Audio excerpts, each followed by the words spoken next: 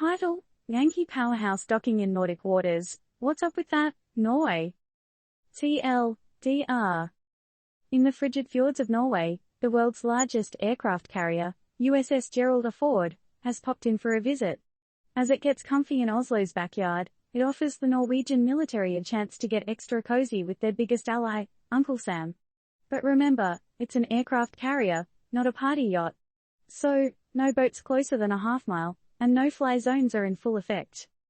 A colossal symbol of US power and diplomacy has decided to have a little Nordic vacay, cruising smoothly into Oslo's fjords. Yeah, that's right, the USS Gerald R, the world's largest aircraft carrier, has moored itself in Norway's chilly waters. Now, I don't know about you, but that's not something you see every day. The Norwegian armed forces were all smiles about this arrival, claiming it gave them a unique opportunity to further develop cooperation and work more closely with our most important ally, the United States. Gotta say, that's some solid international camaraderie right there, don't you think? Now, don't let that laid-back Norwegian acceptance fool you. This isn't some sightseeing cruise ship where you can just get all up in its business.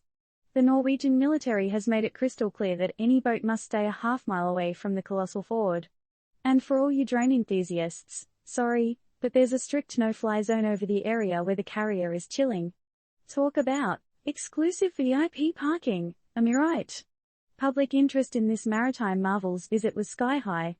People across the country tuned in as Norwegian public television broadcast the fjord's journey live, while others used binoculars to witness the spectacle from the shores.